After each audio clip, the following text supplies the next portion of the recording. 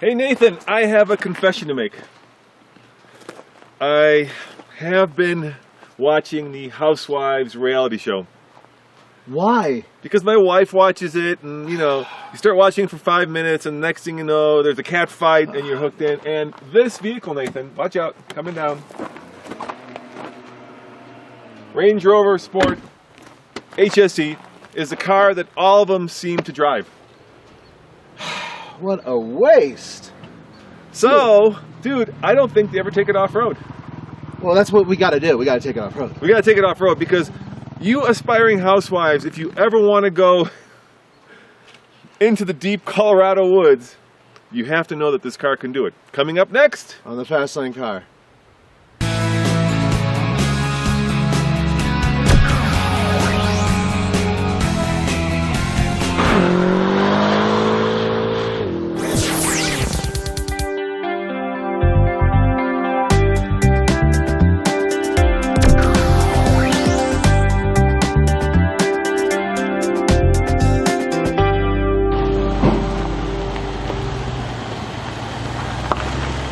Hey Nathan, man, I thought I heard you hit something.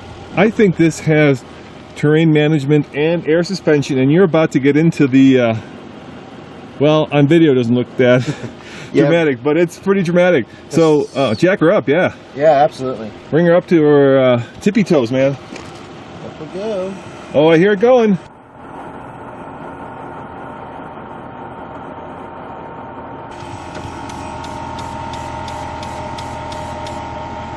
It's pretty cool. It's pretty quick.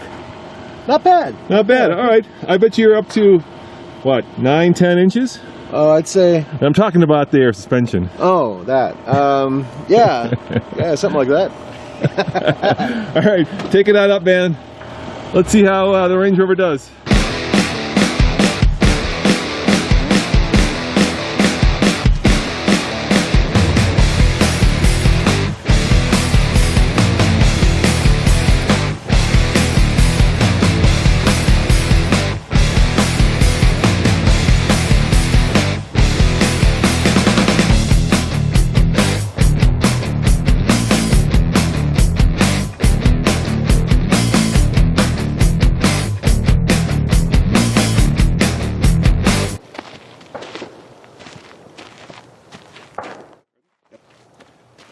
You know, Nathan, I think I know why Housewives wouldn't come out here. Why? I'm waiting for that cannon to go off. Yeah, I think somebody actually brought a black powder cannon and they're shooting it off somewhere. Typical Colorado. Yeah, I'm not sure Housewives and massive guns go together, even though I'm sure that's a killer website. So what's under the hood, man? Let me take a peek at this. It looks like a ruddy big V8. 5-liter V8 puts out 375 horsepower, 375 pound-feet of torque, and it's hooked up to a 6-speed automatic transmission. And perhaps more importantly for our use, I just got done reviewing the Range Rover, and this has a very similar terrain management system. You set the little switch to whatever you are. We are in the forest. It jacks up the car and basically allocates power to the wheels that needs it. Monitors a bunch of parameters. So Nathan, do you think that this Range Rover Sport can make it to the top of the trail, which very few new crossovers can do? Let's find out. Yeah, let's find out. We're going to take it to the top, and we're going to do a little commentary and see how it does when it gets a little bit steeper and deeper.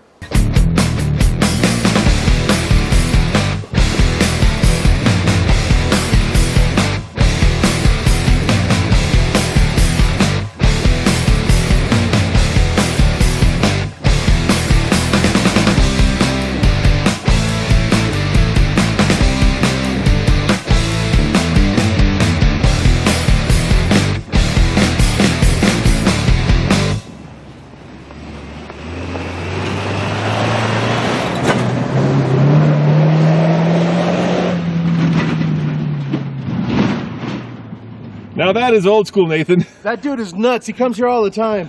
And you know what? I bet you he's got the cannon in the back of that thing. He's probably the one hoisting the black powder cannon. I wouldn't be surprised at all. Maniac.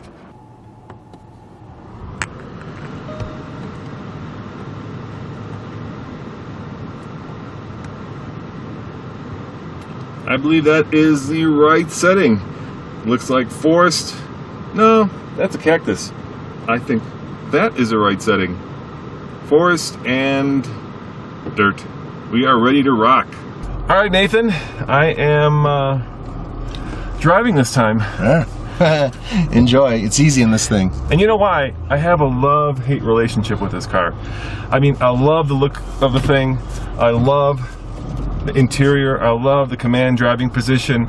But the second I get in it, I realize that for such a big frickin' SUV, I don't fit. I mean, my head hits the ceiling. I feel like my seat is all the way back. Yeah. I feel like I'm just you know, I can see a dainty housewife being very comfortable in here. For me, it's just not big enough. It's crazy. You got to get off this whole housewife kick. I know. I think I watched a marathon last night. So Are you kidding me? No, man. It's on my brain. Unbelievable.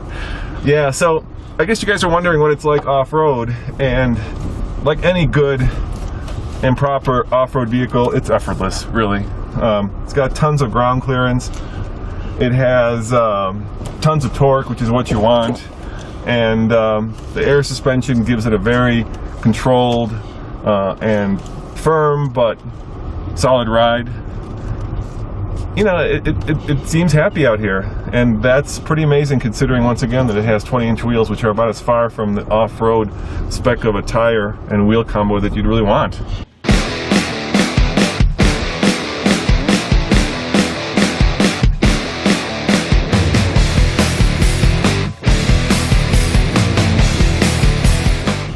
Yeah, and you know, I've noticed that once you elevate, the approach and departure angles are much, much better. This thing can go over anything.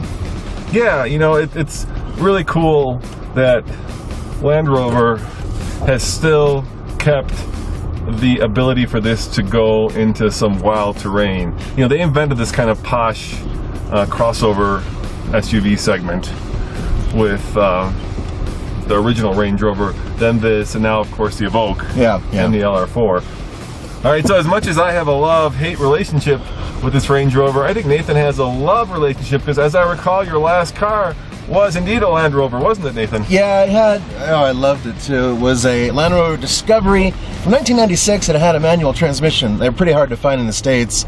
I loved it. It leaked a lot. I could never sort it. I replaced almost every gasket, and I still had problems. But you know what? Off-road, that thing was amazing, and had a third-row seat so I could take the little ones with. Oh, what a great fishing rig. That thing was awesome. Yeah, and this is just as awesome and a lot more expensive. Yeah, well, you know what? Mine had the old V8, you know, which was... Well, it wasn't much. This new engine is phenomenal. 375 horsepower from a 5-liter is pretty damn good. It sounds great, by the way. Yeah, go ahead, sir. Oh, all right. And, you know, the bottom line is, obviously, you know, older technology is not as good as newer technology and blah, blah, blah, but mine handled like crap on the street, and it handled great off-road. So now they're able to kind of balance that out. Yeah, and you know, this also comes, if you want it, with a supercharged engine. Yeah. And it's already thirsty, and the supercharger, of course, makes it thirstier. And I think that this one with the 375 horsepower 5-liter is very fast. I don't think you actually need a supercharged version of this, unless, of course, you're into, you know, showing off your bigger, you know what. Well, that's me. So you go for the supercharger. Oh, hell yeah. Are you kidding me? More power, more torque? Yeah. And up at high altitude, you know, there's no major degradation in power. Yeah, but there's so much power that I don't think you'd ever notice it, even if there was. Oh, yeah, no, more power is better. Nathan, I mean, check out this articulation, and that is independent rear suspension. There is no solid axle on this beast. Yeah, you know, so far, it's been no problem. It may look a little bit difficult for the rear end to take, but with this type of suspension, it's a breeze. So, Nathan, on the TFL scale, this is the off-road scale of buy it, lease it, rent it, or forget it. What do you give it? I give it a lease it, and I give it a lease it because, frankly speaking, I want the supercharged engine. And I'm going to give it a lease it too. I want to spend some more time, hint, hint, in this vehicle to get it up to that buy it level. Hey guys, do you know that we now have put up 365 videos, one every day this past year? We have, and you know what? Every once in a while we need a little break, and in this particular case, spring break's coming up, so we're going to make a slight change for a couple weeks. Yeah, we're going to take 2 weeks off, Now, we're going to put up videos, don't worry, it just won't be every day. We've got some really fun things planned, but not every day because we need to recharge our batteries. And Nathan needs to go plane Moab with Jeeps. That's right, and while I'm out there in the middle of the desert having a good time, nobody will be able to upload from out there. And Roman's going somewhere far, far away. Yes, I'm going to the home of this vehicle, and it's not what you're thinking. What is it, Nathan? It's India. So, as always, this is Roman. And Nathan. Saying thank you for watching, and we'll be back with regular scheduled programming in 2 weeks. Ciao. See you next time. Bye.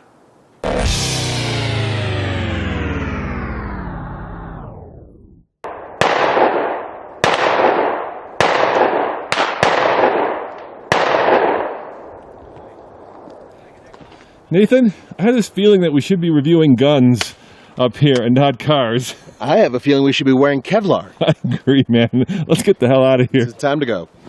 All right, Nathan, your turn. You're at home. A big smile on your face. I think you love this car. There is a love-hate here as well. I've had a few of these, the Sport, and I've had the supercharged one. And you know what? The one problem with it is that it's a very inefficient vehicle when it comes to gas, which doesn't matter to rich people, but I'm not. And as such, I've put hundreds and hundreds and hundreds of dollars in these things to keep them going.